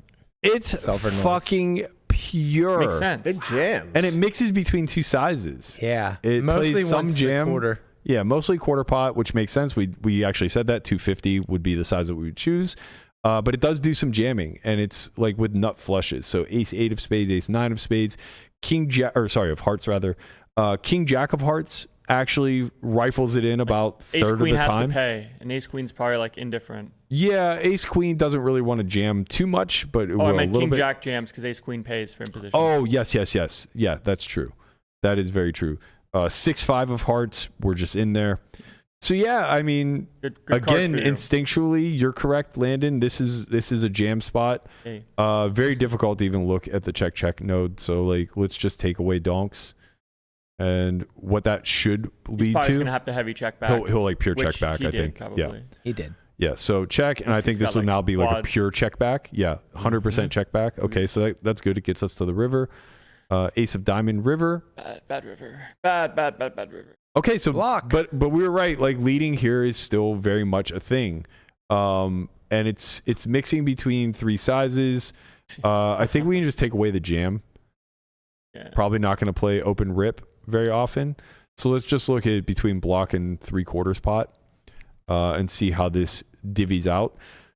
So nut flushes here are going to be a mix between block and kind of just like a chunky value bet. Ace queen obviously going to make up the big bet size a lot. 7s, 10s, these are just going to pure big bet. 9-8 of hearts is almost a pure check. The other 9-8s though, this is where we're pulling our bluffs from. King jack of hearts, pure block. So our instinct there was pretty good. Let's see what happens if we do choose the block, just to see how it would have played out. If we face jam, king jack of hearts is going to now mix. Okay. So I think block was the way to get out of this hand the correct way. You just bet 250 on the river with range, and you're going to do fine. And then you just have better hands to call off with than King Jack of Hearts, right? Right. Now, we should face jam here as the primary strategy when we check, and that's a big problem with checking. Like, look how much more we get jammed on versus when we block. When we block, now, I guess it's about the same. It's about 33% of the time. But the way the hands perform... We just get money from hands that are worse than ours through block. Right. Where this way, all of the hands that are worse than us play check back. Right. So now when he just pure jams, I imagine King Jack is going to still mix, but it's going to shift a lot harder into the fold side. It's actually pure. So it's a pure fold. Okay, it does sliver of call. It's just reaching. It just needs to meet MDF. I think you can pure fold this one. So KZ, actually going to just give you a thumbs up on this one. I think you did it. I think you exploitatively found your way into a well-played hand. Yeah. And I think that's kind of important because a lot of the things that we were suggesting here as to how you could have played the hand better flop and turn aren't going to be intuitive. Like, that was Landon's training coming out in real time, right? Knowing that queen is a good card to lead on. And even still, I mean, correct me if I'm wrong, but you're probably just playing pure block there, right?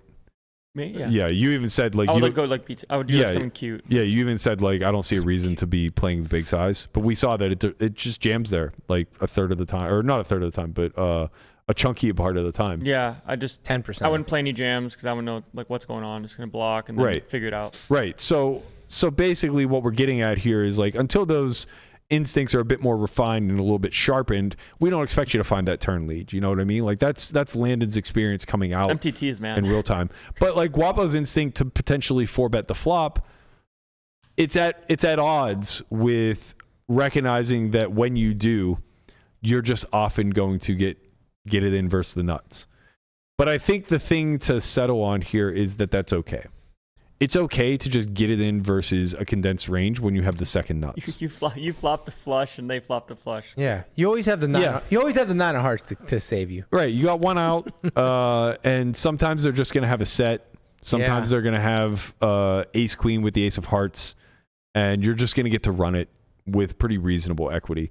So I was of the impression that that's kind of a lazy play to 4-bet the flop there, but I think Guapo kind of was able to see that whenever they take a disincentivized line, we get to respond with more aggression. That click, it's not a thing. And you could read it one of two ways. You can either read it as like, oh, that's the nuts, and that's why he's doing that, therefore I'm going to play my hand really conservatively despite the fact that it's probably worth stacks. Or you can read it as this guy's fucking around too much and he has too many hands that aren't the nut flush. I'm all in. Yeah. Whichever you decide, fine. It's correct. There's always sometimes they just have aces with no heart and go nuts. That's the thing. As long as you can decide that click contains hands that you're dominating, then the jam is correct. Yeah. If you are against an opponent where you decide that is only the nut flush, then you try to peel a fucking one outer, and when you miss, you just give up. Yeah. And I think both of those exploitatively in the live realm, when you have a good sense for the meta, are correct. So, the sim kind of helps back that with the way that we were able to carve out a strategy here. But I do really think that this is an instinctual hand, and KZ played it quite fine. Matt, if I wanted to learn more of this stuff, like say in November, great where segue, Guapo. Man, can't believe I said we were going to do it right at the top of the hour and just totally forgot it. We do have new academy dates. These will be the final academies for the rest of this year. November 14th to the 16th will be the regular academy. We've dropped the price to $3,000. Go on. Oh. Is that I thought it was the 12th to the 14th. It is. Yes. I think I sent Guapo the wrong. Yeah. That's on me, Guapo. Well, actually, I didn't. You made the graphic wrong. No, the graphic's correct. Is it? I must have made this. There's graphic. no. That he uploaded the one I put in there last week. Somehow I made this graphic. Okay. Yeah. No. So, go look at the chat. Guapo's gonna leave us, man. You can't leave, bro. The dates are the 12th to the 14th. There it is. Yeah. So 12th to the 14th. This is gonna be our regular academy. 3 days, split between half lessons, half gameplay on the RFID tables, obviously operated by Pigtail Production as usual. First 4 hours, we're going to go over game theory principles, mainly going to construct from pre-flop all the way to the flop. So day 1 is a lot of carving out pre-flop ranges. Day 2 is a lot of carving out sizings whenever we start to get into c-bet strategies. And then day 3 is breaking down what c-bet and follow-through strategies look like. So we talk a lot about polarization. We talk a lot about flop, turn, and river play. And we do a couple range splitting exercises where we show you how to practically think about grouping or classifying your hands and carving out betting strategies around those. That's going to be November 12th through the 14th. We're going to be doing an Elite Academy the 15th through the 18th. If you have previously attended 15th, 16th, 17th. Sorry, 15th to the 17th. If you've previously attended an academy, look out for the breakdown of what that will be in your email. We'll be getting that out sometime later this week. We'll also plug it on the podcast next week with more details once we have the structure finalized. We're currently leaning on the Poker Out Loud type of structure, but I want to poll some of the former academy attendees, see if that's something that they want or not. So be sure to head to solve4why.io if you guys are interested. That's going to do it for us this week. We're out of here. We'll be back Monday, same time, same place, 11 a.m. We'll see you guys all then. Later, squad. Go Steelers. Peace.